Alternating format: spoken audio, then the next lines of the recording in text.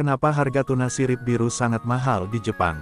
Awalnya hanya dijadikan sebagai makanan hewan, kenapa saat ini tuna sirip biru dijual dengan harga fantastis di Jepang?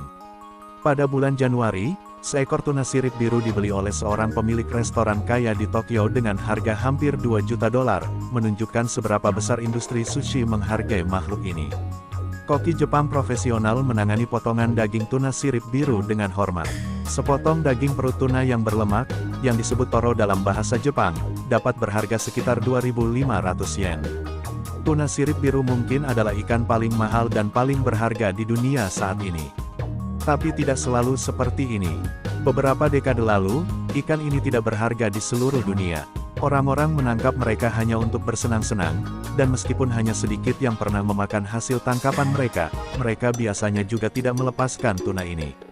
Selama puncak kegemaran memancing ikan tuna di tahun 1940-an hingga 60-an, ikan-ikan besar ditimbang dan difoto, lalu dikirim ke tempat pembuangan sampah, atau dihaluskan menjadi makanan hewan.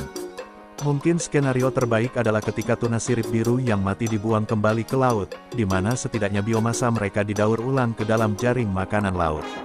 Daging sapi merah, banyak yang mengatakan memiliki aroma dan rasa yang kuat, dan, secara historis, selera Jepang lebih menyukai spesies yang lebih ringan, seperti berbagai ikan dan kerang berdaging putih. Spesies tuna lainnya juga, termasuk sirip kuning dan mata besar, tidak populer di Jepang, dan baru pada abad ke-19 hal ini mulai berubah. Trevor Corson, penulis buku The Story of Sushi tahun 2007, mengatakan kepada Food and Think dalam sebuah wawancara bahwa peningkatan penangkapan tuna tahun 1830-an dan awal 1840-an menjadikan tuna daging yang murah dan dijual oleh pedagang kaki lima. Dagingnya sama sekali bukan makanan yang lezat, dan juga tidak dikenal sebagai produk makanan. Faktanya, tuna biasa disebut nekomatagi, yang berarti ikan yang bahkan akan dihina oleh kucing. Tetapi satu koki sushi di pinggir jalan mencoba sesuatu yang baru, menyajikan tuna sebagai sushi nigiri. Tuna menjadi semakin populer di tahun 1970-an, dan cara orang Jepang memandang daging ikan kemerahan mulai berubah. Ini menandai titik balik dalam sejarah sushi.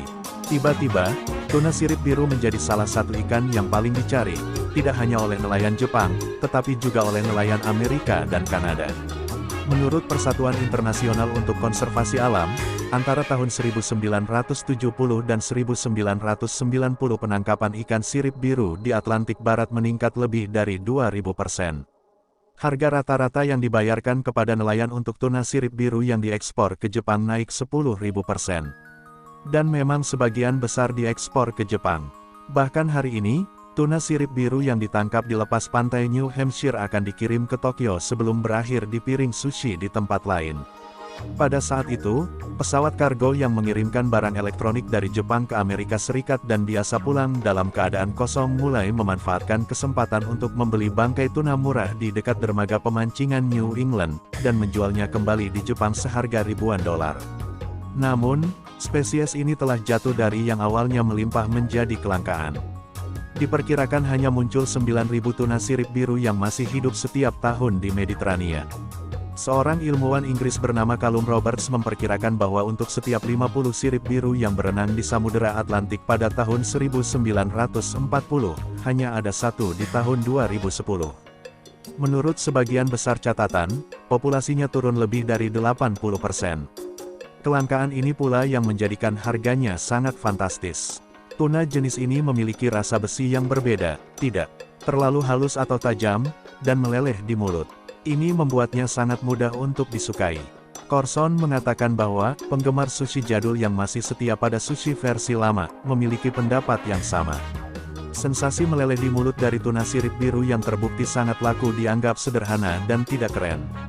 Mereka menganggap toro semacam untuk amatir, kata Corson. Sebaliknya, para penikmat sushi tradisional lebih menikmati jaringan otot hewan yang seringkali lebih renyah dan lebih lembut, seperti cumi-cumi, kerang, dan lain-lain.